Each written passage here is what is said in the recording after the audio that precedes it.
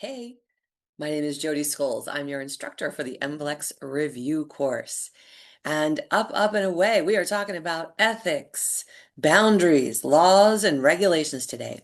It's going to be 16 questions on your MBLEx. In the context, so our class is going to go down in 3 rounds. First is our test-taking strategy. We give you some strategies that help you to make your study sessions count. So this is not like when you were in massage school and you had all day to be at school or 8 hours in a class, over the weekend. Sometimes these study blocks, you've got to make the most of these study blocks. So we start off with test-taking strategies. Then we're going to move into our learning. We're going to review material that you got in massage school, and maybe you didn't. And then the last part of class is dissecting questions. Yes. So let's get rolling. Today, I want to remind you about doing meaningful homework. So what does that look like? What does meaningful homework look like? That means having a plan. And every Monday, Tara posts our study plan for the week. If you want to study 7 days a week, she gives you something to study 7 days a week. It's a deeper dive on the topic for the week. This week is ethics. So going into your study session with a plan. This week, we're all about ethics and laws and boundaries, rules, regulations. And instead of just throwing a dart, many of you joined this community, this study group, because you just didn't want to throw a dart at what should I be studying? What do I need to know? Well, you need to know a lot of things, but having a plan, having a schedule around what you're studying. In fact, you can just delegate that to us because we give you that plan every week. Now, for some of you, you're taking the MBLEx in 2 weeks, in 3 weeks, and so you don't have 3 months. You need to dig down a little bit sooner, a little bit faster. And just put that in the direct message through Patreon if that's the case for you, if you're getting closer to your date, because we can help you refine what you're studying. But having a plan helps you do meaningful homework. The other thing you can do is something that's brand new, and that is group tutoring. Yes, group tutoring. And group tutoring happens with no more than like 6 people. But we're going to just see if it works with 6, and if it doesn't, we'll go back to 4. It's brand new. We're figuring it out. And what we're doing in these group tutoring is we go through either a practice exam, we go through all dissecting questions in the 75 minutes of tutoring, or we take a specific subject, a subject for the week, like this week again, it's ethics, and we take a deeper dive into the vocabulary, into the concepts. Yeah, much like we do in class, but a little bit broader in the tutoring sessions. So Tara is putting the group tutoring link in there. We have times available tomorrow on Friday. We are mostly doing this Monday, Wednesdays, and Fridays. Now, if you want to do one-to-one tutoring, that's available as well. That's a different link. That is more expensive. I should mention that the group tutoring is $50. It's brand new, so I'm still getting my mind wrapped around what we're doing. Thanks for your patience. The one-to-one tutoring with either me or another one of our well-qualified tutors, one-to-one is $150. That's just like getting a massage, basically. So we're taking about 75 minutes. It usually lasts about 90 minutes. This class is scheduled for 75 minutes, and we always go longer than that.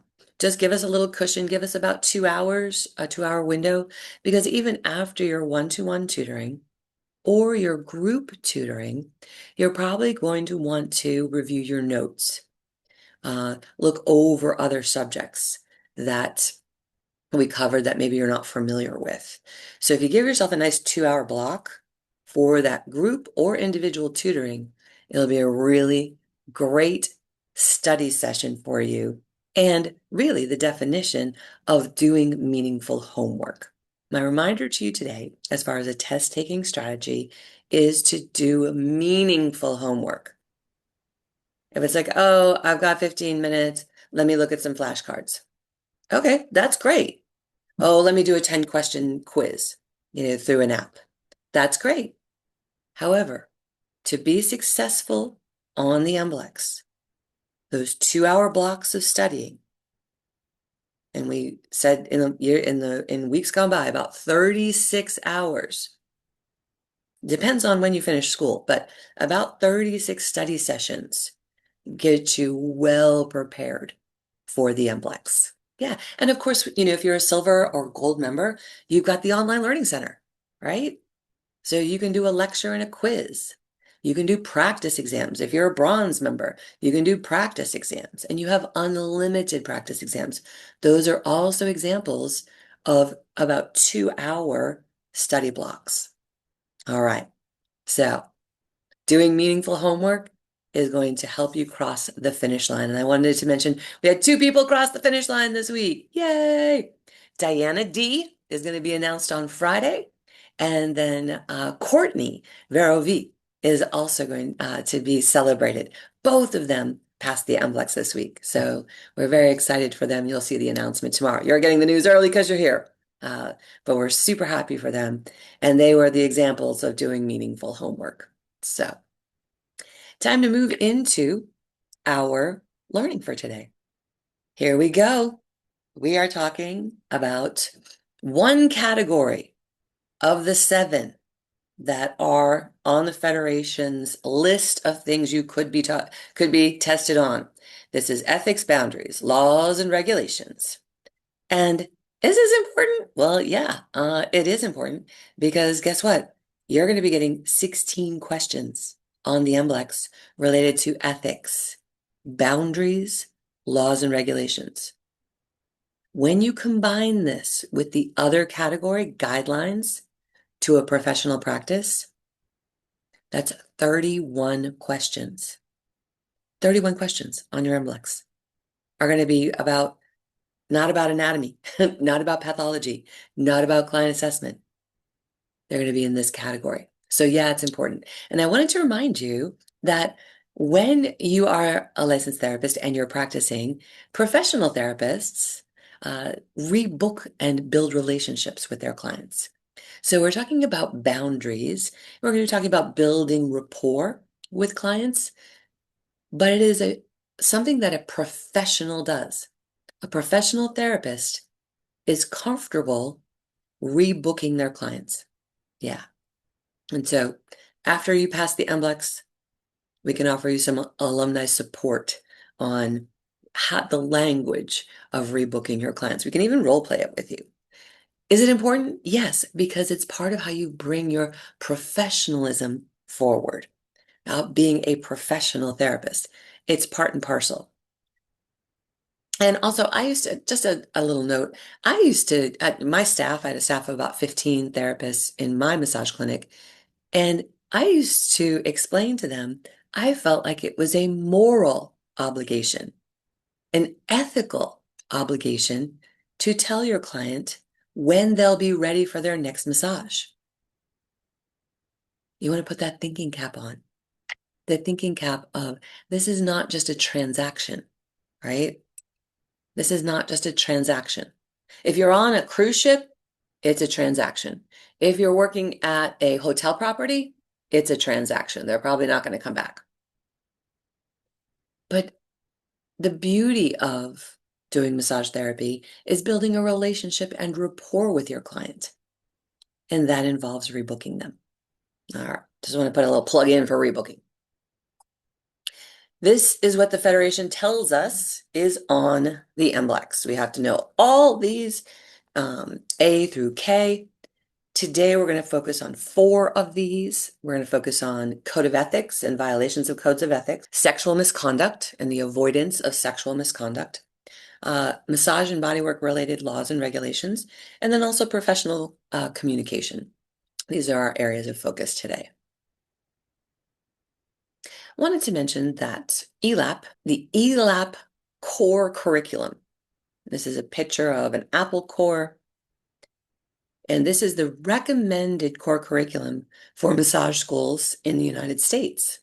We come back to this blueprint over and over again to include all the little extras that might be on the MBLEx and all the little extras that you might have learned in massage school, and it may serve you well as a professional therapist. I want to let you know our sources. So the Federation is one of our sources.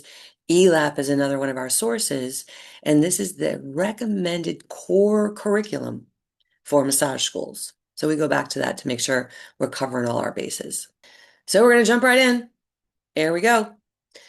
We're going to cover 5 key organizations, actually 7 total, FSMTB and NCBTMB. We're going to look at this in the ecosystem of who are these people. In fact, I'm going to skip ahead a couple of slides and just give you the ecosystem of the massage therapy industry, of the world. We've got regulatory and credentialing people in the massage therapy industry. And then we have associations, membership associations. And so the FSMTB is a regulatory agency. It is responsible. Well, you'll see the chart here. We'll come back to that chart. So is the words. The FSMTB is the Federation of State Massage Therapy Boards. It develops the questions and administers the MBLEx. So what does administer mean? It means it provides the content to Pearson VUE Testing Center. They are responsible for everything that's on your MBLEx. They're the regulatory agency. The federation, and you'll see here it says what's it a federation of? State Massage Therapy Boards. Your state has a massage therapy board. Yeah. Once you become a licensed therapist, you can be on the advisory board. Yes. And this is who the federation listens to. Instead of listening to 200,000 massage therapists or 20,000, massage school graduates, they look at, okay, we're going to serve those state massage therapy boards. So it's not an ideal situation, but it's a regulatory agency. And it supports those state licensing boards and is trying right now to do something with some license portability. That won't be on your MBLEx. However, the name of the federation might be. The other organization you'll want to understand is the NCBTMB. When you and I are talking about it, we'll just simply call it the NCB because it's a long acronym, but they are the National Certification Board. They offer a higher credentialing. So if you go into medical massage, you'll notice that many of the doctors are board certified. We now, as massage therapists, have the opportunity to be a board certified massage therapist. It's taking another test, going back to the Pearson VUE Testing Center after you've studied a little bit more, and taking another test, which will elevate your license to board certified. The NCB also is the one responsible for approving and overseeing our continuing education. They decide who is a provider of continuing education that is qualified. That happens when you renew your license. We'll talk about that again momentarily. Let's take a look at CompTIA and the AFMTE. Your school may have had a CompTIA endorsed curriculum. They're called, you can see here, the Commission on Massage Therapy Accreditation. And they accredit massage therapy schools and aesthetic schools. They set a standard for quality education. They use that core curriculum to assess a school's curriculum. Your school could have one of 2 designations. One is an endorsed curriculum, means, yeah, your curriculum's great. Or you could be in an accredited school. If you're at a CompTIA accredited school, that means they have representatives from CompTIA come into your school and look at every aspect of it, not just the education, but also the finances, the operations. Is it a well-run organization? When it is a well-run organization, they can qualify to be CompTIA accredited. It's a higher designation. Now, community colleges get this automatically, but that doesn't always match up. Anyhow, that's COMTA. The Alliance for Massage Therapy Education. This is one that might be under your radar. It advances the profession through teacher development, curriculum standards, and supporting educators, supporting schools. And so if you have an interest in teaching after you are licensed, let's connect you with the Alliance for Massage Therapy Education. They can put you through a certification to be a massage school teacher. Most massage school requires 2 years of experience, but you can go to the Alliance and get yourself ready to be a massage school teacher. Who else do we have? We've got the ones you know about, AMTA, ABNP, and then we have MTF. I threw in there us, alumni support, massage grads. We offer you alumni support right here.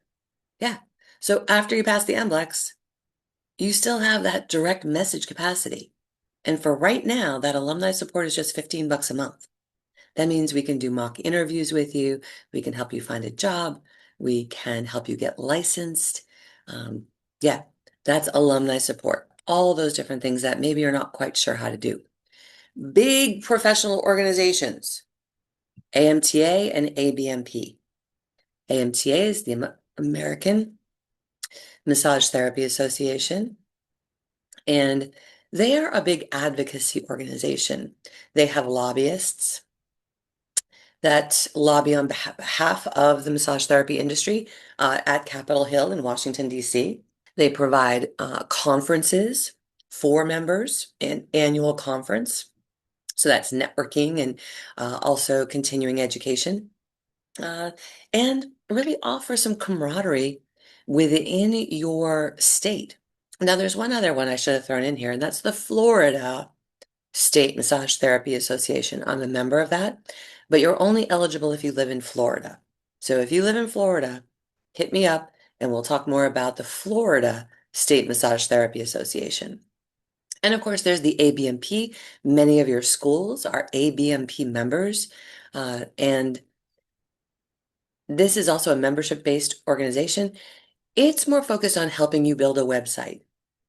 Both organizations offer liability insurance. They both offer ethics education, which is required, but it's going to be your choice. What resonates more with you, AMTA or ABMP or Florida State? I happen to be a member of all three, so you can do that too. Finally, the other agency, one that's involved in our world, is the Massage Therapy Foundation. They do research and philanthropy. Yeah. Many people have not even heard of the Massage Therapy Foundation. This organization funds research into massage therapy. So if science is your background, you could do a science-based research. You could do community service projects. In fact, we have each year we have Massage Therapy Awareness Week. It happens in October. So you can look towards Massage Therapy Awareness Week. That's also something that the Massage Therapy Foundation promotes and supports. Every other year, they have an event called the International Massage Therapy Research Conference. We'll keep you, as alumni support, we'll keep you aware of when that's happening again. This is the slide I showed you earlier. You've got AMTA, ABNP as professional associations. As far as accreditation for your education, that's COMTA. Regulatory again. These are the people who do the MBLEx.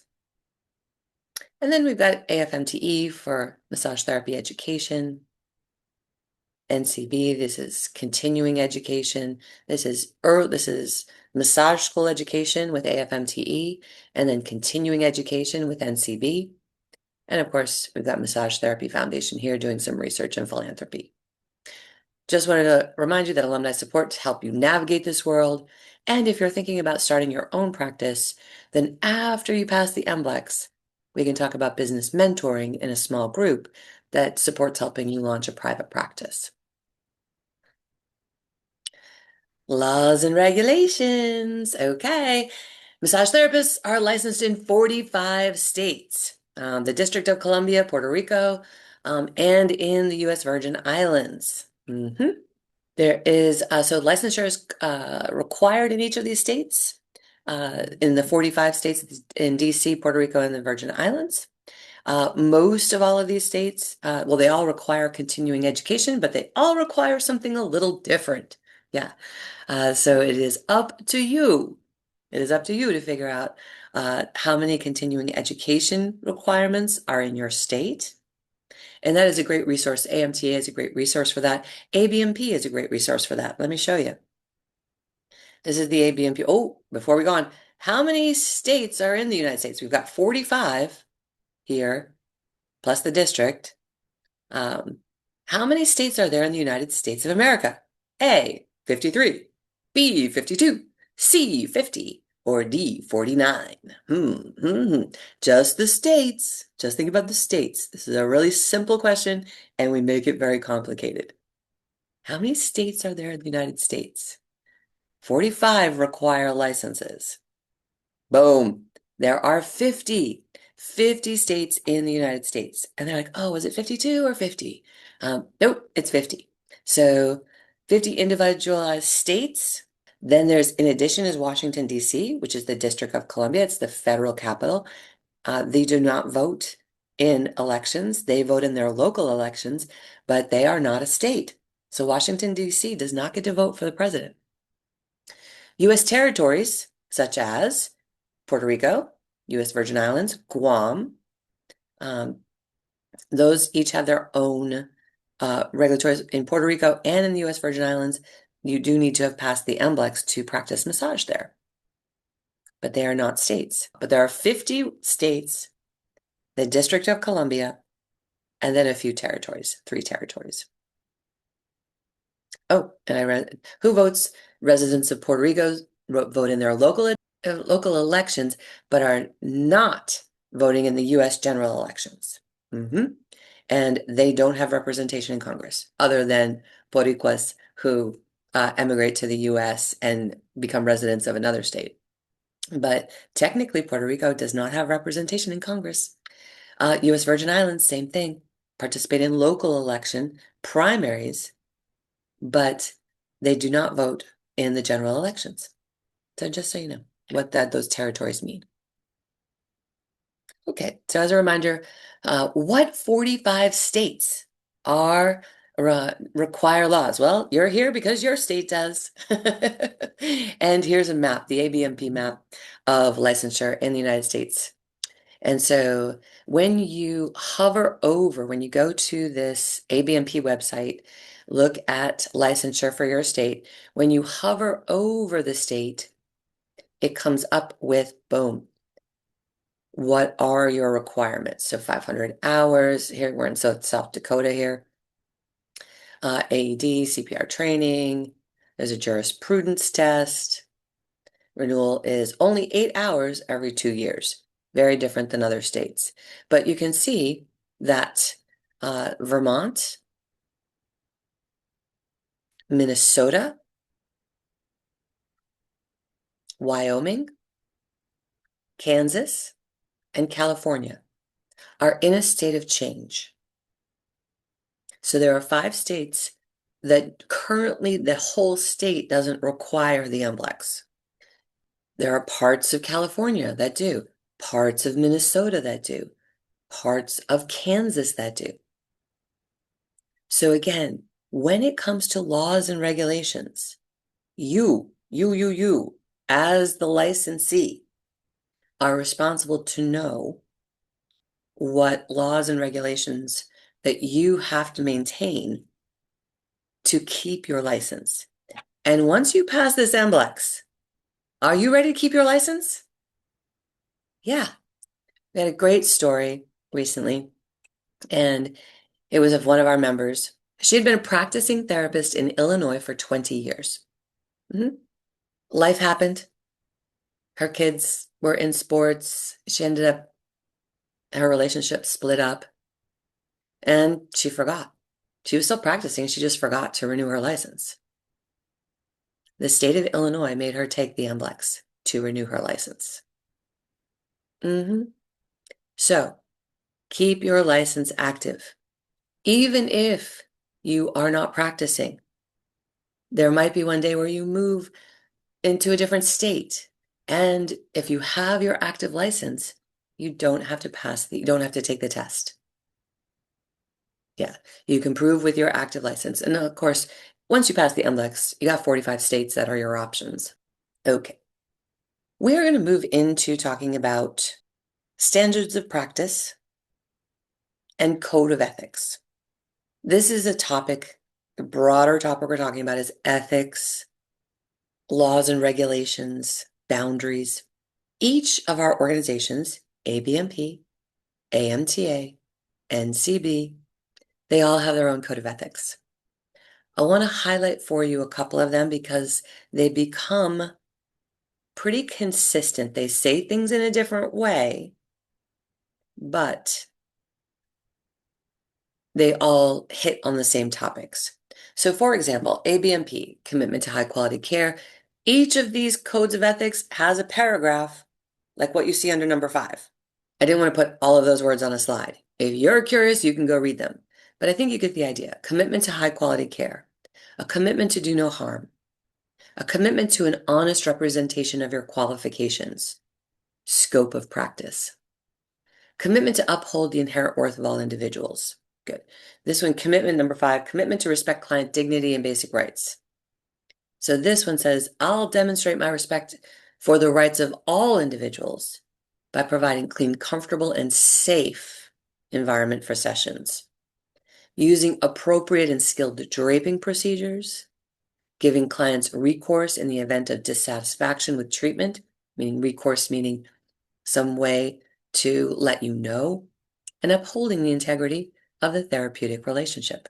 Each of our codes of ethics talks about the therapeutic relationship.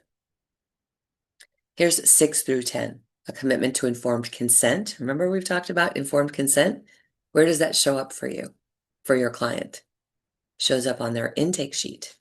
When they sign off on that intake sheet, there is a paragraph at the bottom normally that says, I am informed that I am about to receive a massage. I give consent to perform the massage. Informed consent. Commitment to confidentiality. A commitment to personal and professional boundaries. This is a nice one because we're going to dive deeper into preventing sexual misconduct. Number 8 says, I'll refrain from and prevent behaviors that may be considered sexual in my massage practice. I'll uphold the highest professional standards in order to desexualize the massage. Please look at that word, desexualize. Yeah, so take away from, not to sexualize the massage. I will not date, engage in sexual intercourse with a client, or allow any level of sexual impropriety, behavior, or language from clients or myself, whether consensual or otherwise. I will understand that sexual impropriety may lead to sexual harassment charges, the loss of my massage credentials, lawsuits for personal damages, criminal charges, fines, attorney fees, court costs, and jail time.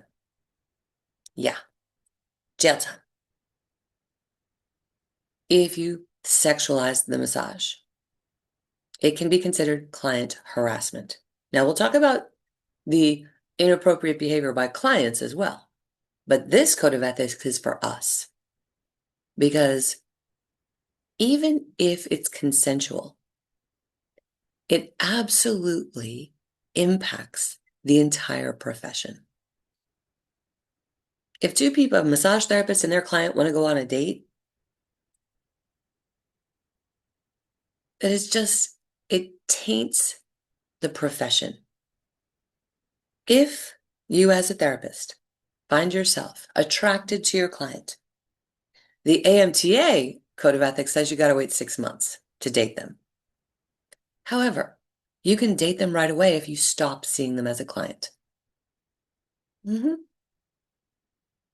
Again, this is ethical behavior. And this is something that we agree to, as a massage therapist, becoming a massage therapist, we agree to this, that we're not going to date our clients. Does it happen? It does. But we're going to talk in a moment about the power differential and how really waiting, if you meet this person for the first time as a client, how you really need to wait it out and get to know them outside the treatment room to make it an authentic relationship. Now, I mentioned that each of our organizations has a code of ethics standard of practice. I want to dig down a little bit more on NCBTMB. You may get asked about this on the MBLEx. Yeah. Because these standards of practice define our ethical standards. Okay? So if there is a standard, so in US track and field, when I worked with US track and field, to qualify the Olympics, you had to run the standard. And you may say, what does that mean? Well, for a female, I'm going to ballpark this. We're going to say, okay, I don't know the current standards for track and field, and we're coming on to the Olympics here, so that would be good, something good to know. But I think the analogy still works. To qualify to go to the Olympics, you can't run a 15-minute mile. Because all the other athletes, say you're from Eastern Mongolia, and you're the fastest person in your country, you still have to run the standard, right? So if you're going to compete in the mile, I know it's less than a 6-minute mile. Maybe Tara, yeah, you could look that up at some point. But that standard, let's say it's a 6-minute mile. So for men, that unless you can run a 6-minute mile, you can't go to the Olympics. Yeah. And a lot of athletes work to just run the standard because it's a high bar to meet. And that way, if you win your race, then you are eligible to go to the Olympics as long as you've run the standard. You could win the US trials. If you're in the United States, you could win the trials. But if you have not run the standard, you can't go. So coming back to NCBTMB, this is our standard of practice. This is how good we are. There are 6 standards. They're professionalism, and we'll dig down on each of these, okay? Professionalism, legal and ethical requirements, confidentiality, business practices, roles and boundaries, and the prevention of sexual misconduct and inappropriate touch. Let's start off with professionalism. Massage therapists provide optimum levels of professional therapeutic massage and bodywork services, demonstrating excellence in practice by promoting healing, well-being through responsible, compassionate, respectful touch. It is the vision of massage grads, of this organization, of me, of Tara, of Kara, of all the tutors that we bring on, that we are delivering compassionate, respectful touch. Yes, responsible. And just professional atmosphere. So what does that look like? Well, sometimes professionalism looks like showing up in a uniform. I mean, even when I practice, I'm an independent massage therapist practicing. When I work with clients, I'm dressed all in black. That's my uniform. Where you go to work at a franchise, say Hand and Stone, Massage Envy, Elements, they will have a uniform for you. When you see clients on your own, have your uniform. Sometimes it's a scrub. Sometimes it's a shirt that's embroidered with your name and LMT, licensed massage therapist. Sometimes you're working an event and you'll all be asked to wear that t-shirt of the event to identify you. this case, we have credentials here. This is the National Capital Area Sports Massage Team, which I was a part of. But you identify as a professional when you look professional. Okay, that word, oh my goodness, for English as a second language, professionalism, professional, they're all used. So I wanted to give you the words. So just when you're reading the MBLEx questions, be careful. See what they're looking for. Are they asking you about being a professional? Are they asking you about working and demonstrating professionalism? Or are they asking you a question about your profession? A professional is a person. Professionalism is your behavior, your attire, the attitude you bring to work. A profession is your job. So be careful with the questions on what they're asking you. In these cases, if there's a word, well, in these cases, another tool in your toolbox is to reword the question. And we'll do that in our dissecting the questions today. We'll use all the same words, we'll just ask it in a different way to get to the essence of what the question is asking. All right, standard number 1, professionalism. Oh, I wanted to throw in here, professionalism also involves professional communication. And we think about that with our clients. How are we going to professionally communicate?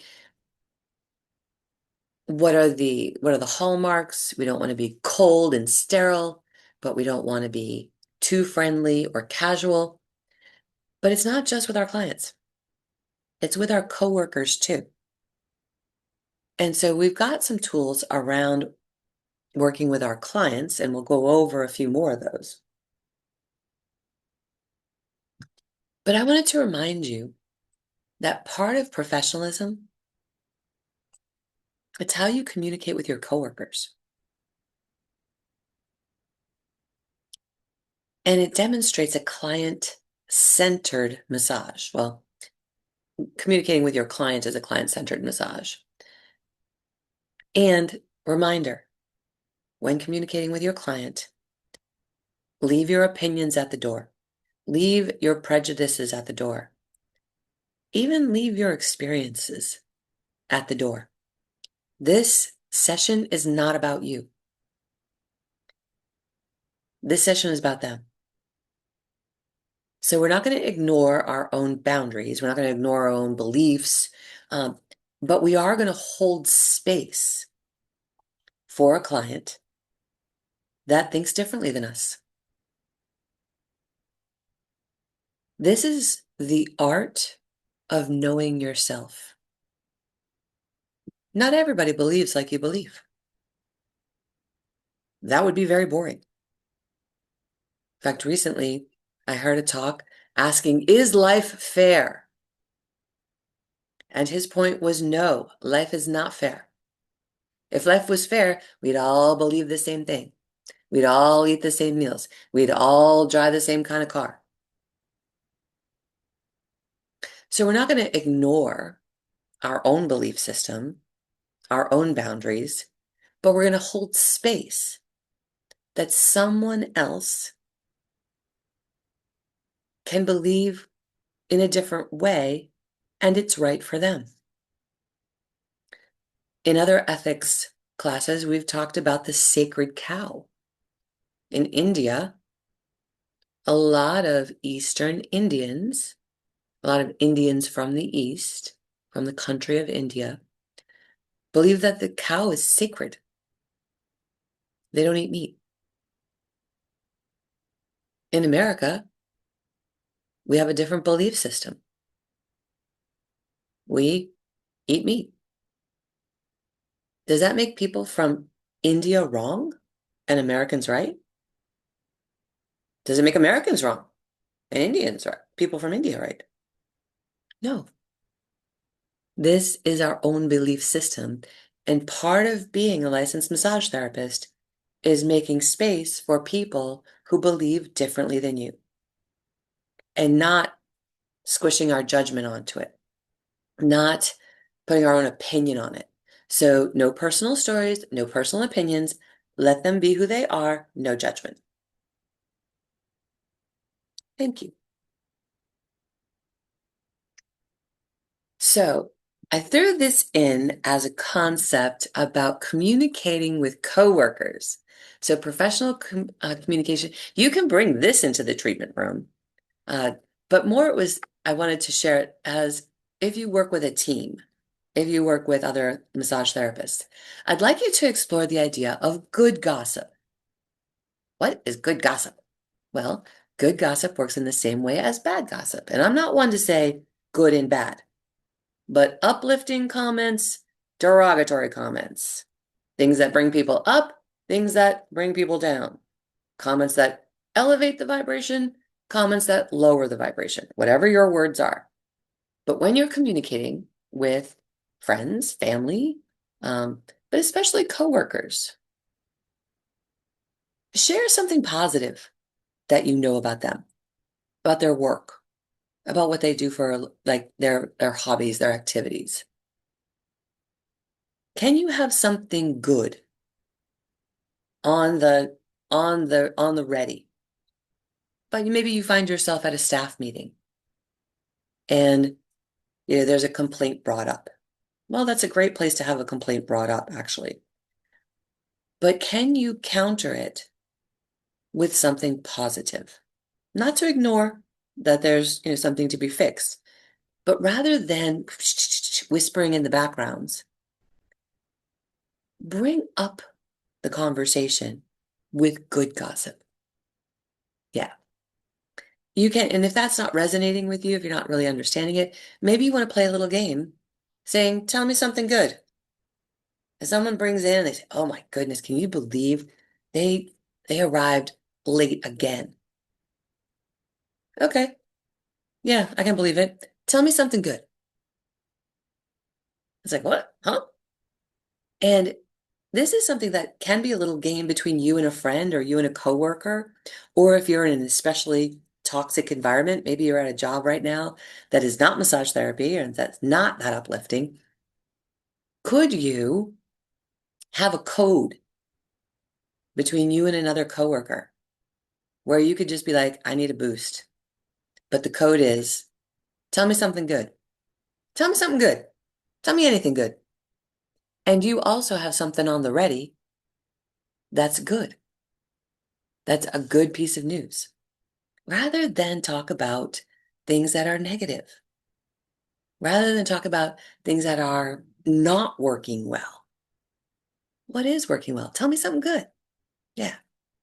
And again, for those ornery people, or just if you need another phrase in your toolbox to keep the environment positive, you can always fall back on, hey, what are you looking forward to? What are you looking forward to? Another great question to kind of interrupt a pattern. I've got to work this weekend. What are you looking forward to? Change it. You get to positively impact your own environment. Professional communication means elevating the conversation, not letting it deteriorate. Yeah, I'm talking about work, but you can apply this to friends, family. Yeah.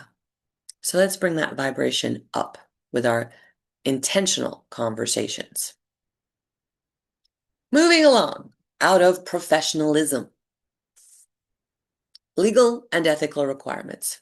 So this is standard number 2 from the NCBTMB, legal and ethical requirements. We've kind of talked about that already. The massage therapist must comply with all their legal requirements in the jurisdictions regulating the profession of therapeutic massage.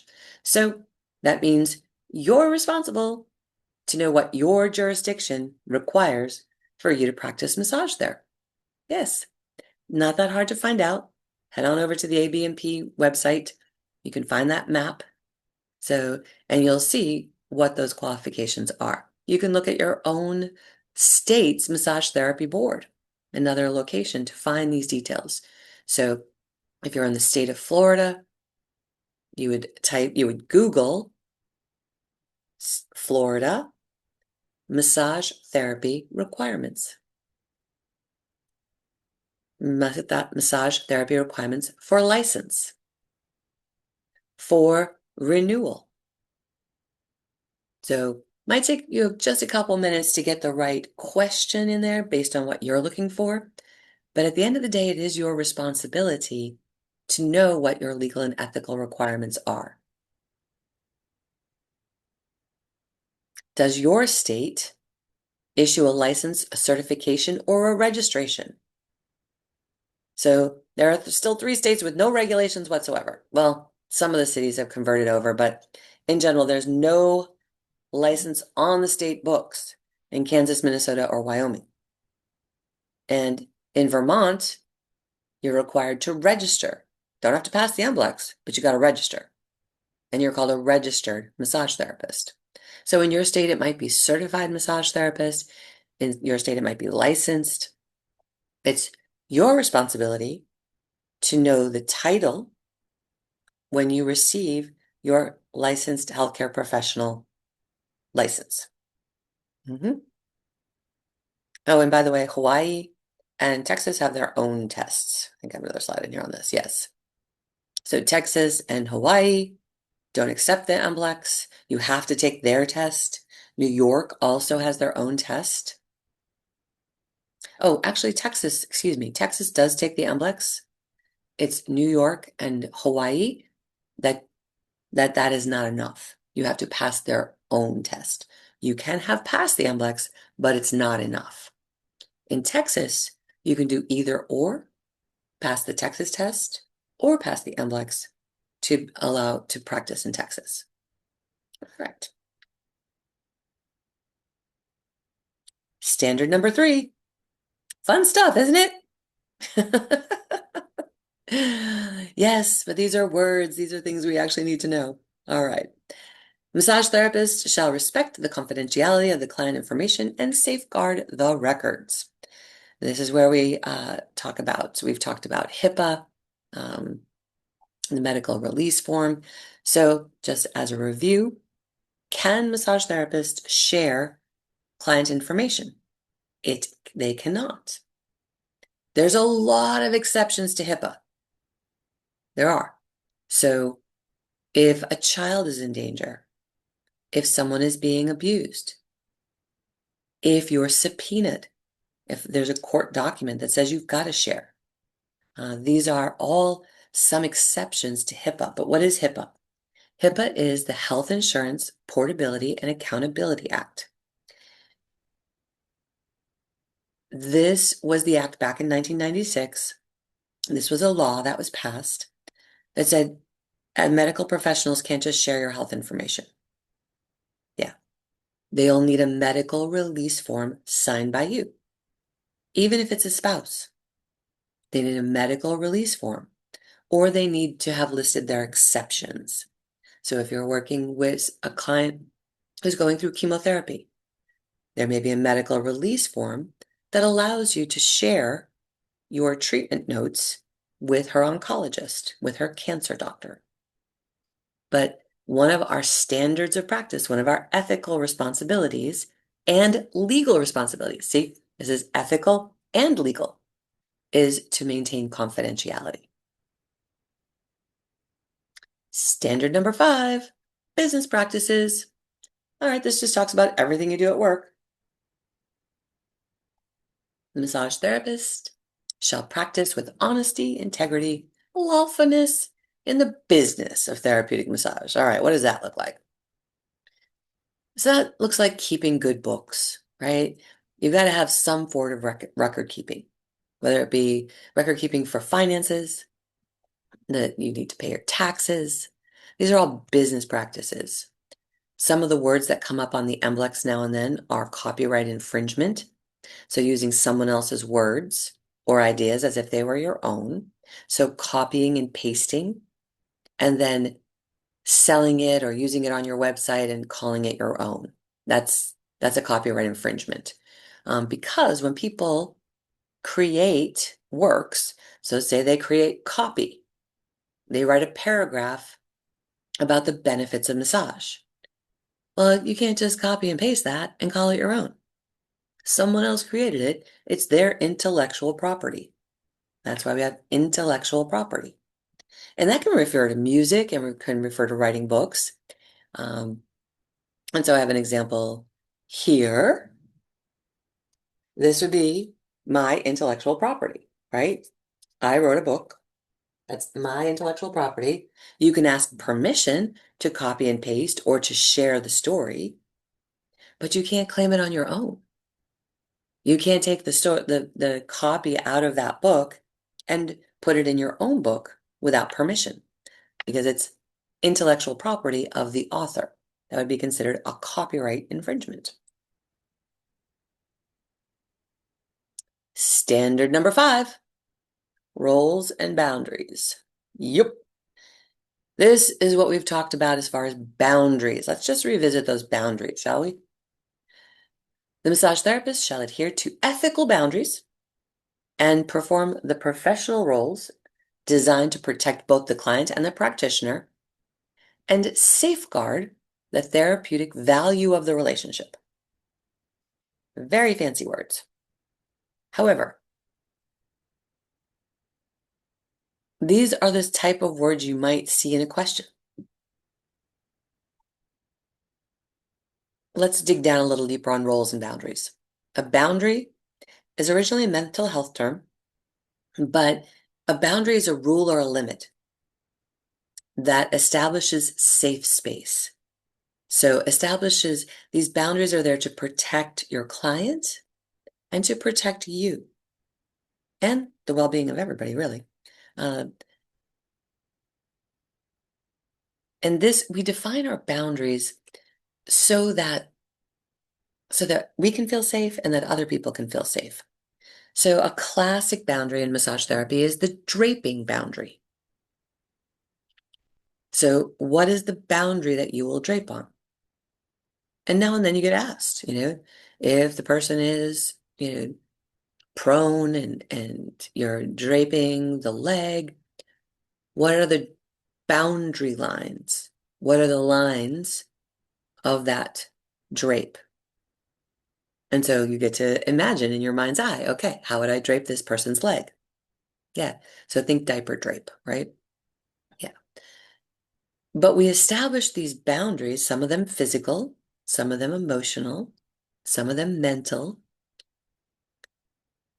We establish these boundaries to feel safe and for our clients to feel safe. Now, what do I mean by a mental boundary or an emotional boundary? Well, this isn't a physical boundary. Physical is our physical body. But a mental boundary or an emotional boundary would be, I'm not going to talk about that particular subject. And for us, a great mental boundary to have in the treatment room is not to talk about politics or religion. It's not a physical boundary, right? But that's an emotional or a mental boundary or an ethical boundary that allows that you say, no, you know what? What I've found is that it doesn't improve your experience of the massage. So we have a boundary I have a boundary about talking about politics or religion. Yeah. And I'll tell you, my client can talk about politics and religion. I'm not going to engage.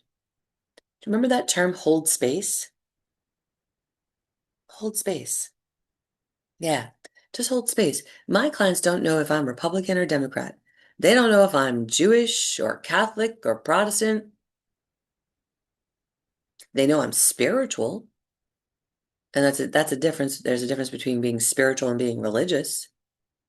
But it's a boundary I don't cross because I don't expect them to share the same beliefs as I do. I can hold space for who they are today, what they believe today. I can hold space for that. and not have to engage in it, right? Not cross that boundary. Oh, let me show them, let me show them, the right way. Well, guess what? You're not going to convince them of anything. So I might as well skip it. Also, there's an important uh, of the importance of clear boundaries, clear physical boundaries. You can see here, it doesn't take much.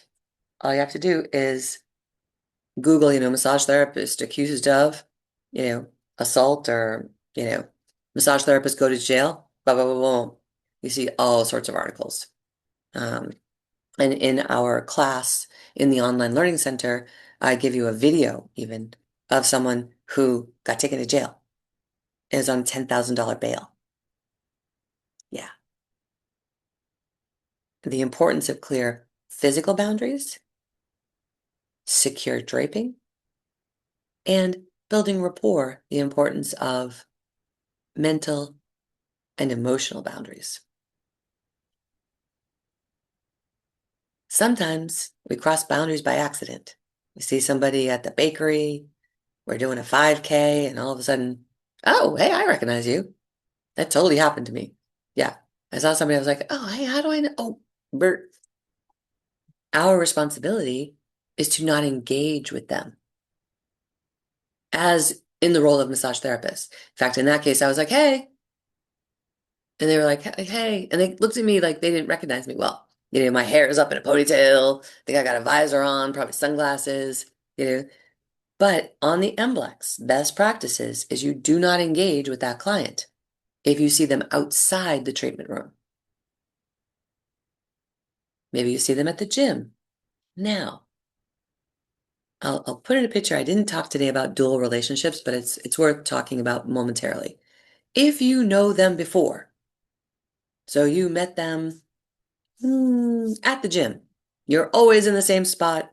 You guys always take the same exercise class together. And they say, oh, what do you do? And you say, oh, I'm a massage therapist. Like, oh my gosh, I should make an appointment with you. Those are two ways you know that person now. So when they come in as a client, you have a dual relationship. You know them outside of the treatment room. So any relationship outside the treatment room, if it's mother, sister, brother-in-law, and then they become a client, that's a dual, two relationships, two ways you know them. Your duty, your role as a licensed massage therapist is to put the therapeutic relationship first. My mother gets massage from me. I wear all black. And sometimes she'll be like, you don't have to change. You don't have to wear something. We're going to do dinner afterwards. I'm like, I know. Yeah. But this is how I get into work mode. This is how I create the boundary of I am here to be to have to improve the therapeutic relationship versus the mother-daughter relationship. Okay. Oh, one other consideration, refrain. This is also something that if it's on the MBLEx, it's pretty clear. Refrain from practicing under the influence of alcohol or drugs or any illegal substances. If you take meds, that's, just take them regularly. Feel good and strong and clear when you are doing your massage. And also, the flip side is true. If your client has been drinking, if your client seems under the influence of something, then you have the right to end the session. You have the right to say, we're done now. And just to know something's not quite right here. And that did happen to me. I had a client who had taken her sleeping medication prior to coming in, the meds she takes to sleep. And she's like, oh, this is going to be great. I'm going to get a massage. Well, those meds kicked right in. And when I left the room, I said, take your time getting up off the table. I'll see you out front. 5 minutes goes by, no person. I walk to the door and I listen. I hear sound snoring, like Snorefest. Yeah. And oh my goodness, like I was like, holy moly. So I knock, knock, knock on the door, and I don't want to startle the person, but Snorefest. And there was no indication of that prior to, or during the massage. But after the massage, she was like, like her eyes were pink, and she had just dropped right down into sleeping. So, however, if someone's been drinking, if they're using recreational drugs, and they're acting just inappropriate, you always have the right to terminate the massage or to not start it. And a reminder of this vocabulary, meaning boundary crossing versus boundary violation. A boundary crossing isn't always harmful. A boundary violation is harmful or potentially harmful to the client. Sometimes a boundary crossing can actually be therapeutic. As long as it's harmless, that it comes from a place of good intentions, do no harm, that it's not exploiting the client, and it can sometimes be supportive. I mean, sometimes I go into a little bit of, my routine, and I'll be working, the low back, and I tend to work the low back right along the iliac crest. And some people can be like, "Oh, hey, whoa, hey, what's going on there? I didn't expect you to be working all the way down there." That's a boundary crossing. And at that point, hands off. I'm like, I am so sorry. I I'm being drawn into working your low back. How does it, is that okay with you? Now, if I go to the glutes and I haven't gotten verbal consent, I do so at that point. Informed consent is I'm doing a massage. Verbal consent is, hey, I do a soft compression on the uh, glutes and say, is it okay if I work here? That soft compression is a boundary crossing. I may be crossing a boundary, I may not. They may be like, sure, go for it. Or they may be like one of the clients who we had as a client at my clinic, and she was working with a psychotherapist to help get over some childhood trauma that involved abuse. And she did not want her glutes worked. And that's fine. We ask permission, and then we respect what that client says. Stay away from the I know best type of mindset. We stay client-centered. When we ask verbal consent and they say no, we respect that. Otherwise, it's a boundary violation. Finally, prevention of sexual misconduct. Talked a lot about this today, didn't we? You getting the idea? Don't have sex with your clients? Don't date your clients? Yeah. Don't sexualize the massage? Yeah. Massage therapists refrain from any behavior that sexualizes or appears to sexualize the client-therapist relationship. We recognize the intimacy of the therapeutic relationship, and that may activate the practitioner or the client desires that tend to weaken the objectivity and may lead to sexualizing a therapeutic relationship. And we avoid that. We recognize the intimacy of a massage, the sensual nature. What does the word sensual really mean? The word sensual refers to our five senses. Yeah. Now, we're not using that word typically to describe a massage to a client, but sometimes that client is receiving the work in a way that is a little confusing to their body. So we as therapists create an environment that is therapeutic and professional. We recognize, again, this is an intimate setting. People are taking off their clothes. We're touching their body. But this is a therapeutic setting. I want to empower you with the 7-step intervention model. Because yes, as therapists, we are setting a clear intention. We are not sexualizing the massage. But every now and then, our client does. And it doesn't happen that often. It doesn't. And I'll tell you why after I tell you what to do if it does happen. There's a reason it doesn't happen very often. And if you have a colleague who says, oh, this happens to me all the time, the problem is not the client. The problem is with the environment that therapist is setting. However, if your client loses their mind and tries to sexualize the massage, or if your client doesn't lose their mind, they fall asleep and they get an erection, what do you do? Okay, 7 steps. 1, hands off. You're going to take your hands off that client because something has just happened. They've made a comment. They have an erection. They're moving their hips back and forth on the table. Hands come off. First step. Second step, describe the behavior that you feel is inappropriate or you see, or repeat what you thought you heard. If someone made a comment, you can repeat what you thought you heard just by saying, I think I heard you say, hey, baby. Or you can describe the behavior that seems to be inappropriate.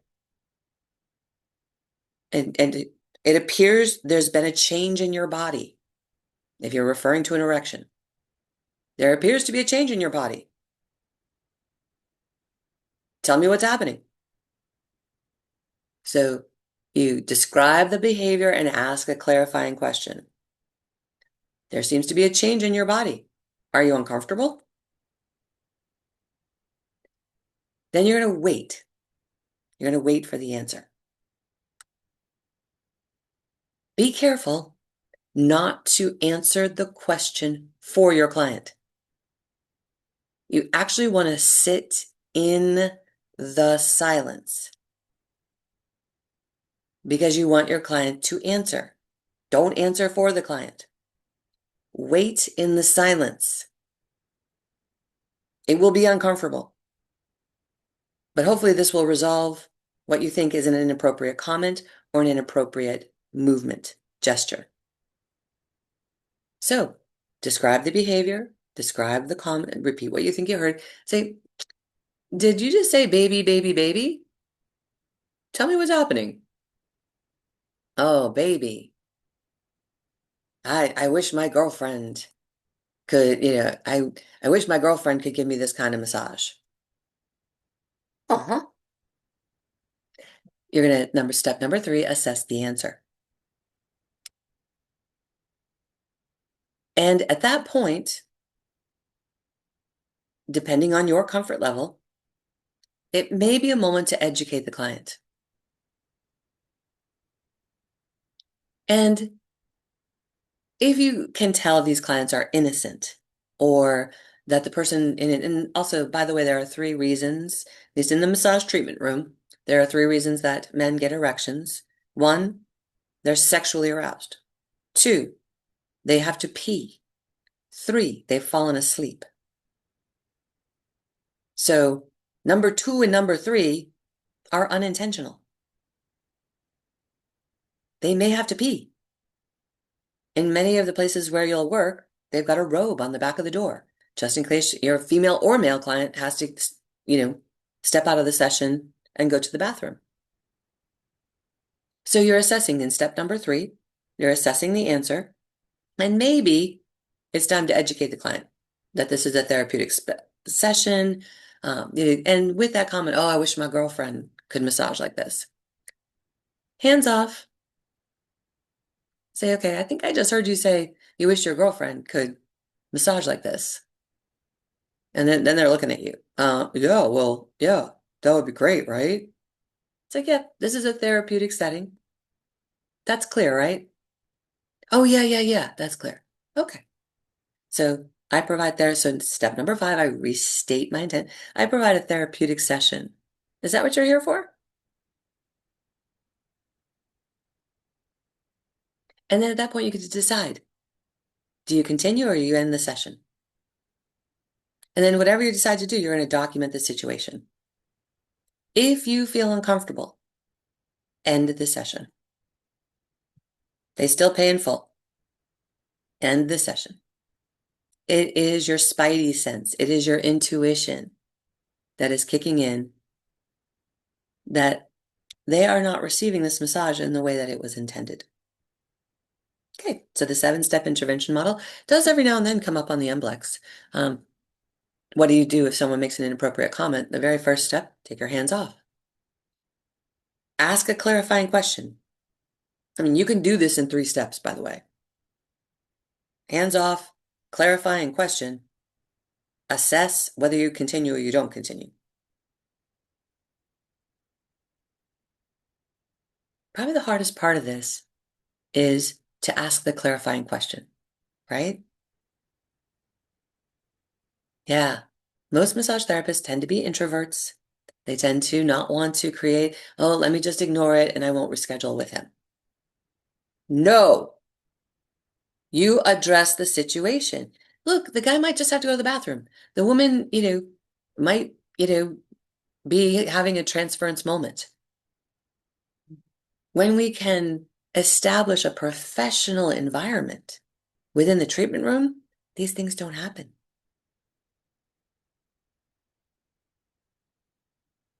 Ask the clarifying question, wait in the uncomfortable silence, assess the answer, and whether or not you continue. I throw in a picture of a health intake form here. Why in the world would I do that?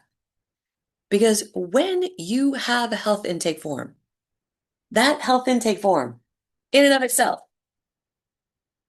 the client from yesterday, in and of itself, establishes a professional environment. It's like, oh, why do I need to fill out that? You'll figure it out, right? You're good. Mm-mm. When you go to the doctor's office, you fill out an intake form. When you go to the chiropractor's office, you fill out an intake form. When you get a massage, you fill out an intake form. Never mind all the safety and security things, it establishes a professional environment. When you review that client's health intake form, that tells them that you are now in professional mode. There exists a power differential in the treatment room. And you may see these 2 words on your MBLEx. But massage therapists are perceived to be experts. They know a lot about the body. Therefore, they have more authority. Therapists are in control. We give them directions on how to disrobe, how to get on the table. And because our clients have very little clothing on, there's a power differential that exists. We're in charge. We're moving that sheet around. They're trusting us to move that sheet around. How do we balance that power differential? How do we empower our client? We ask questions during the health intake. We listen. We repeat what the client has said. Sometimes to let the client know that they are in charge, we give the clients choices such as an oil or a cream. Yesterday, I asked my client, how do you feel about a CBD oil? Are you okay with that? And I showed her the oil. And she was like, yeah, if you think I need it. I'm like, okay. Sometimes people have religious or personal preferences. They don't want to have anything to do with CBD. She felt empowered that I wasn't going to be using a foreign substance on her body. Of course, checking in with your client. Some teachers will have taught you that you don't talk to your client while they're on the massage table. You have to keep it as quiet as possible. For the MBLEx, that is absolutely 100% wrong. You have to check in with your client. How do you know? Are you like all of a sudden psychic? I mean, would you like more pressure, less pressure? Is that about right? I call that the Goldilocks question. And sometimes I just say, how's the pressure? Would you like more? Would you like less? Or is that about right? Because I don't like the word good. Oh, that's good. That's fine. I'm not trying to be like just a fine massage therapist. I'm like, I want to go for the gusto, man. I want to be like, wow, that was awesome. So would you like a little more pressure, a little less, about right? On a scale of 1 to 10, you probably use that one, the 1 to 10 pressure scale. And also, I ask when my client first gets on the massage table, are you a comfortable temperature? Are you comfortable in your temperature? Sometimes I use heat, sometimes I don't. So that helps to balance the power differential so that client feels like they can talk to me. That client feels like they can give me feedback. Yeah, it was kind of funny. Last night I didn't realize how sore this person's like. She's a big hiker. Um, and in fact, this one particular person just got back from hiking the Pacific Sierra Trail. That's how you call it. 2,600 miles. And so I was massaging her legs, and at one point, and I was really glad she shared this because this is an example of her feeling empowered to talk to me. She said, "Oh my goodness, I didn't realize how sore my legs were. I really needed this." Now, if we had not been talking, if we had not been getting feedback, she may have never said anything to me. But I really appreciated that feedback because that meant the pressure was enough. I didn't have to do any more. That balances the power differential of me just doing my massage to her. Okay. So as you see, clients take an active role. They don't always take an active role because they don't always know, but we can involve them, and that helps to build rapport. They share their needs. They let the therapist know if they're uncomfortable. And when we ask the client to use their voice to give feedback, they're in their personal power. They're not just there laying there, oh, this is going to be done to me.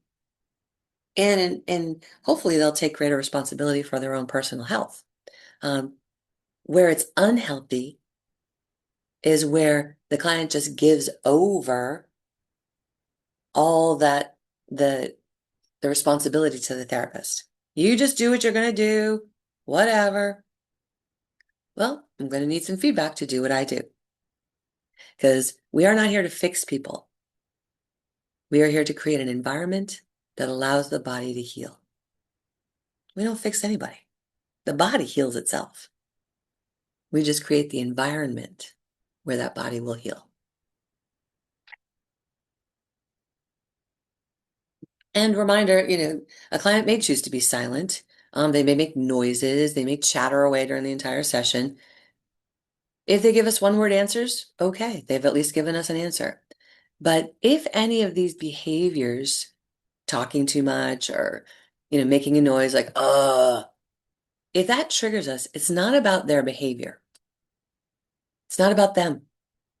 It's about us. If they talk to us about their eating habits and we get triggered, it's not about them. It's about us. If they talk to us about how they smoke or, and that triggers us, like, it's not about them. It's about us. Yeah. Our role is to show up with compassion and kindness. That makes a true client-centered session where the goals of the client are in mind. And reminder that the massage sessions begin way before they're in your treatment room. Massage sessions begin on the telephone or during the intake. That's when the environment for your massage session actually begins, not once they're on the table. You intentionally set the environment, and we maintain healthy boundaries while addressing the client's concerns. So in some of these cases, these clients want to give over all this control. Oh my gosh, you got to fix this and help me with that. We're going to do as much as we can do in an hour. We're going to do as much as can do in 90 minutes. So we maintain our own healthy boundaries while addressing the client's concerns. But that session actually starts either on the telephone when you talk to them or in the intake. If you don't do an intake, you have left yourself wide open for inappropriate behavior. All right. Last a bit of the vocabulary to review. These are words we didn't cover today. Some of them we did, some of them we didn't. This is from our core curriculum from massage school. Other words, vocab to review. You can pause the video and take a look if any of those look new to you. Permeable boundary, semi-permeable boundary. A few other vocab to review. Mm-hmm. Good. All right. Finish lines ahead. We still have questions to dissect. How you doing? Doing all right? Give it a little shaky shake. Give it a little shaky shake. Shake a shake. Roll the shoulders. Yeah, we've been going. We've been going. We've got 10 questions, so we're in the home stretch. Guidelines for participating in dissecting questions is you will put your answer in the chat.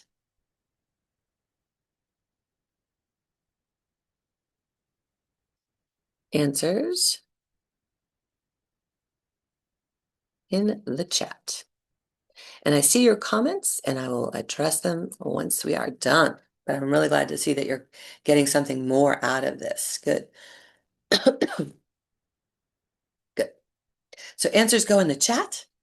Please wait till I say 3, 2, 1, go to hit send. You can put your answer in the chat once you think you've got the best answer. But please don't hit send or enter until I say 3, 2, 1, go. With that in mind, I want to remind you of finding the best answer. Alert, alert, whir, whir. There's going to be distractors in these questions. There's going to be distractors on the MBLEx. Distractors are answers that have been put in there specifically to distract you. Yeah. I know. It stinks, right? That's okay. You're going to identify the best answer. Okay. We'll go through the questions. I'm going to go through what the question is actually asking. We're going to eliminate one wrong answer. Then I'll say 3, 2, 1, go. You can put the answer in the chat. All right, ready. Confidentiality is a requirement placed on the therapist that restricts the volunteering of information obtained in the therapeutic relationship. This is a blank requirement. A, ethical. B, legal. C, legal and ethical. Confidentiality. All right, so what is this question actually asking? Confidentiality is a requirement. We know that it's a requirement.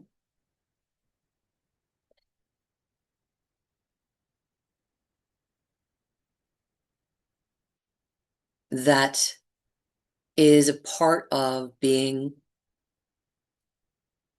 a licensed healthcare professional. We're asking, okay, so it's volunteering the information, da da da.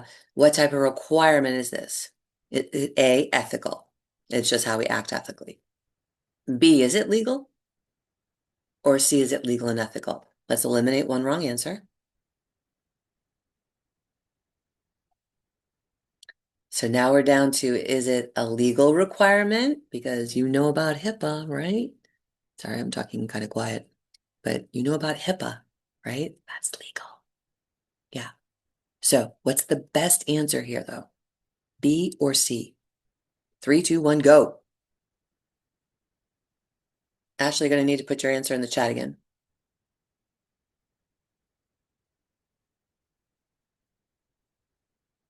Shireen, boom, nailed it.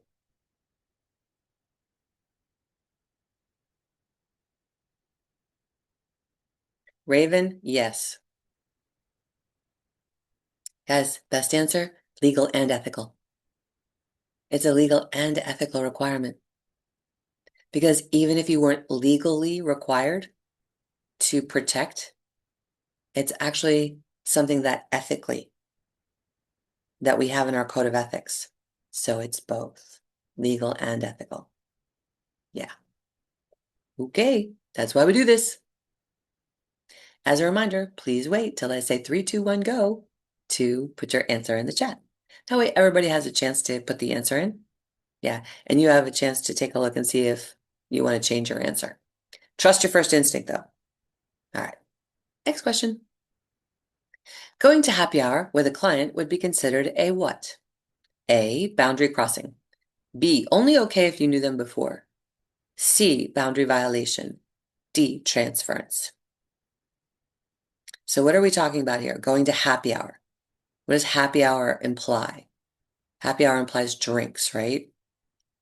Going to happy hour with a client would be considered a what?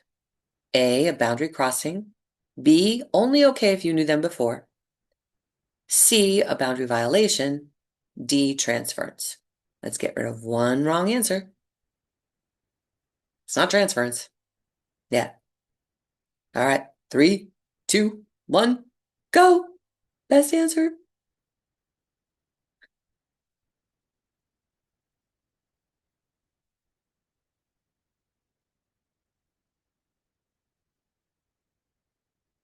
Thank you. Let's see. Lek. Yes. Maria, yes. Shireen, yes. Ashley, yes. Lek, yes. Arluz, yes. Amy, good. Rosemary, yes. Best answer, it is a boundary violation. What? Isn't it okay if you knew them before? Maybe, but that's not always 100% true. This is definitely a boundary violation. Now, I'm talking about in terms of the MBLEx, right? In life, and if for those of you who have already been in practice, and many of you have, in the sense that you've moved states or you lived in California where they didn't require you to pass the MBLEx, and in practice, is it okay if you knew them before? Probably, if you've been to happy hour with them before. I mean, maybe, depends, like, it depends. But it is always a violation, a boundary violation. If we didn't say that it's a client you knew before in the question, it's just said a client. So in this case, we have to assume you didn't know them before. There were no extra qualifiers. And what it's leading to here is it's a boundary violation. Now, here's the thing. A, B, or C could be right. It depends. Yeah. Truth be told, I've met some clients at happy hour. They're like, oh my gosh, you're a massage therapist? And I'm like, oh Lord.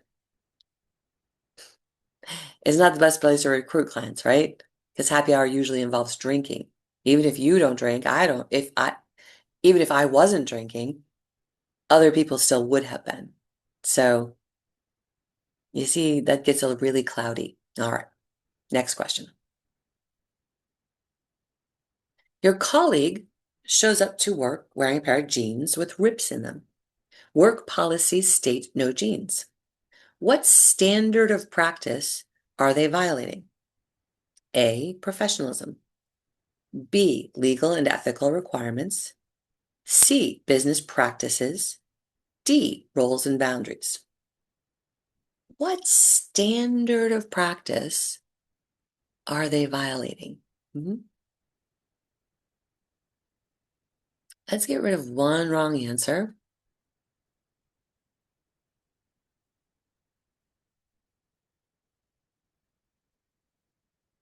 It's not roles and boundaries, right? Yeah. So your colleague is wearing jeans with rips in them. Work policy says no jeans. What standard are they violating? All right, A, B, or C. 1, 3, 2, 1, go. Go ahead and put your answers in the chat. Amy, nailed it. Raven, you got it. Lek, yes. Ashley, good. Oh, sorry about that, Shireen. I'll make sure that there's no, there you go. Yes, Rosemary. Yes, Arluz. Good.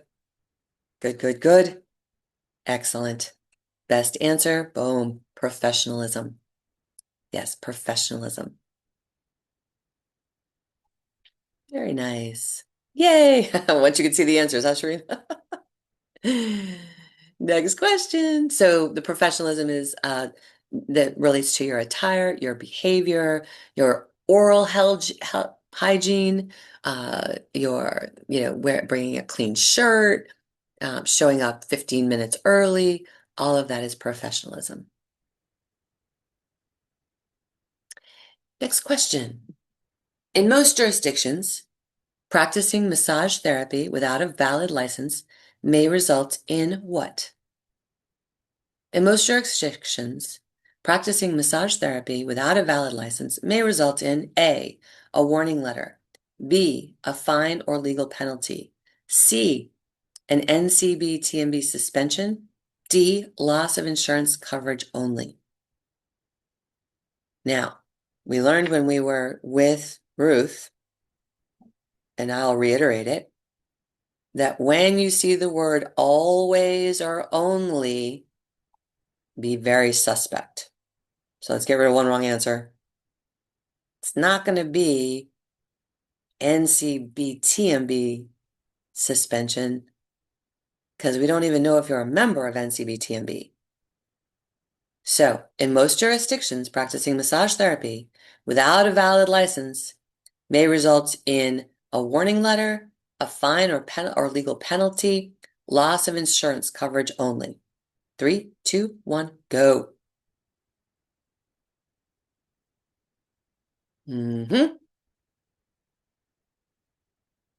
Amy and Shireen, yes. Araluz, good. Ashley, Raven, Rosemary, Leck, yes. Best answer. Boom. A fine or legal penalty. Yes. Good. Let's see. Maria, yes. Good, good, good, good. Excellent. Next question. Continuing education, CE requirements for renewing a massage license are typically what? A, set by each individual school. B, mandated by the NCBTMB. C, determined by each state's regulatory board. D, optional for all licensed professionals. Remember, only, every, like always or never, words like that, highly suspect. Let's get rid of one wrong answer. Continuing ed requirements for renewing a massage therapy license are not optional. They're not optional. So, A, B, or C, best answer. 3, 2, 1, go.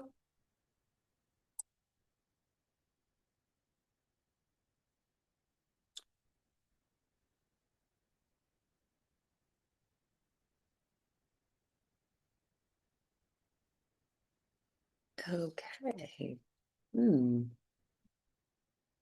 I thought I saw.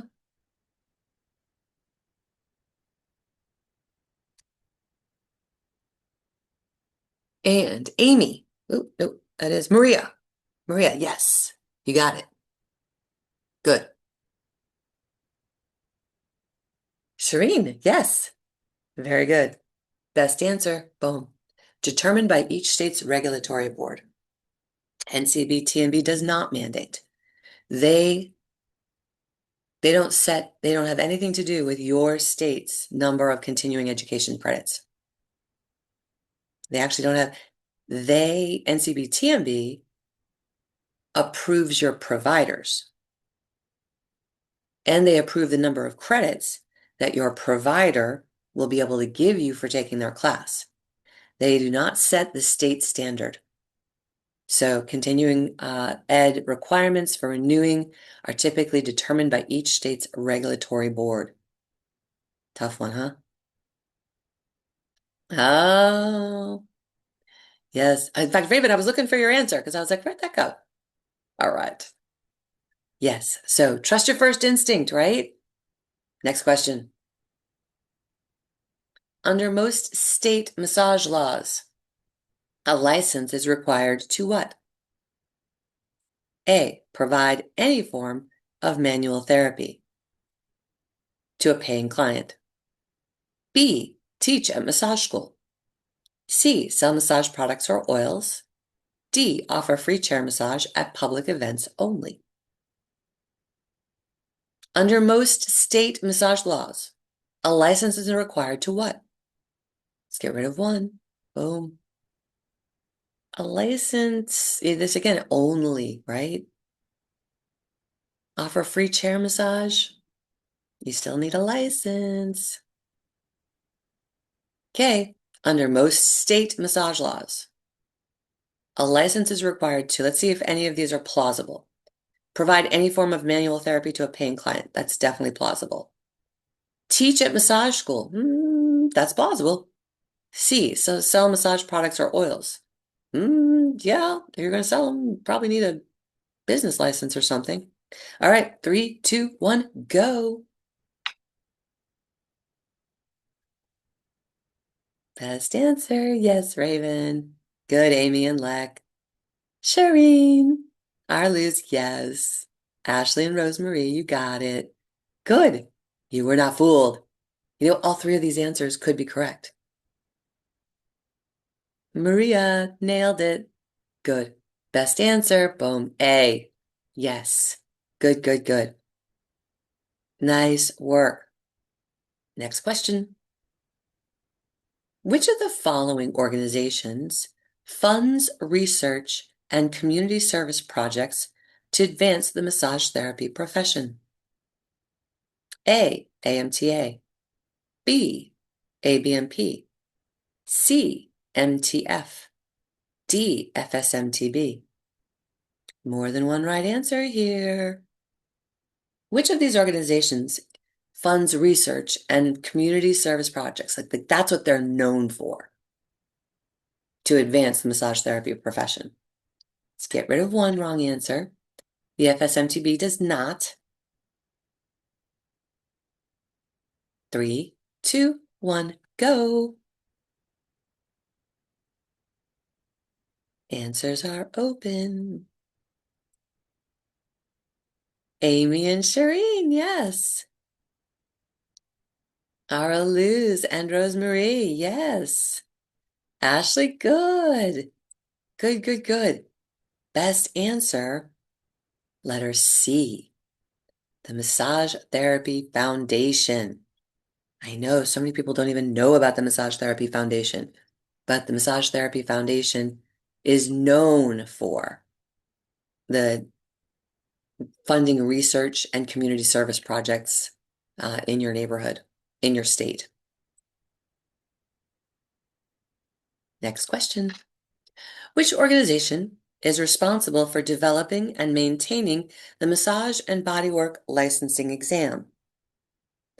Which organization is responsible for developing means creating, maintaining, changing up the questions, keeping it fresh, the MBLEx, the Massage and Bodywork Licensing exam? Is it A, NCBTMB, B, FSMTB, C, CompTA, or D, the AMTA? Who is responsible for developing and maintaining the MBLEx? Let's get rid of one wrong answer. It is not AMTA. Many of the grads think it is, but it is not AMTA. 3, 2, 1, go.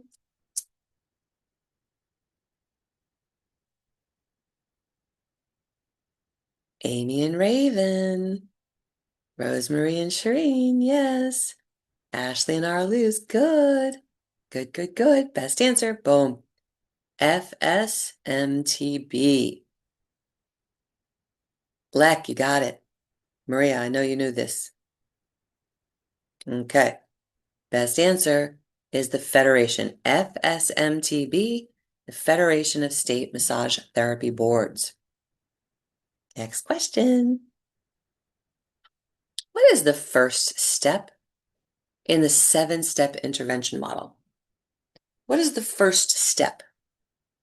A, ask a clarifying question. B, describe the behavior or repeat the comment. C, hands off. D, document the event in the client's file. What is the first step to the 7-step intervention model? Okay, breathe, breathe. Look at the question. What number step? What is the very first thing we do? When do we use the 7-step intervention model? We use it for inappropriate behavior.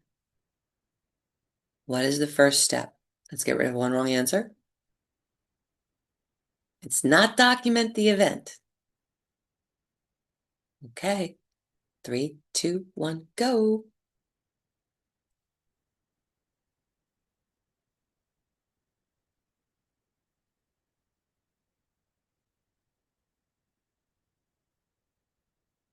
Shireen, yes. Ashley, good. Amy, yes. Rosemarie, yes. Arluz, yes. Lek, yes. Raven, good. Good, good, good. Very first step. Boom. Letter C, hands off. Yeah, hands off. And ladies and gentlemen, that has to be your first step. This massage may not continue. I do not want you to continue the massage while you're asking a clarifying question or you're repeating the comment.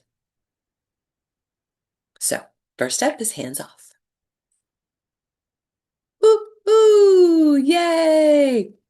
You did it! We're done. Oh my goodness. This was a bit of a marathon. Thanks for hanging in there through some tough material. Now it's time to take your learning and apply it to your simulation exam. Yeah.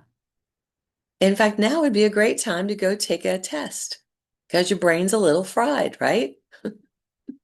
Or maybe have a snack and then take a test. So bravo, good job. Did an excellent job in staying focused, in digesting some tough material, in looking at those practice exam questions and pulling them apart. Bravo. This is going to be the end of our recording, but I'm going to hang out for a few minutes to take questions from these lovely people. Thanks so much for being here. Thanks for making time today. My name is Jodi Scholes. I'm your instructor for the MBLEx review course. I look forward to seeing you here again next week, maybe celebrating you're here, celebrating you passing the MBLEx. Hold that vision. It'll happen soon, I promise. Have a great week. We'll see you soon.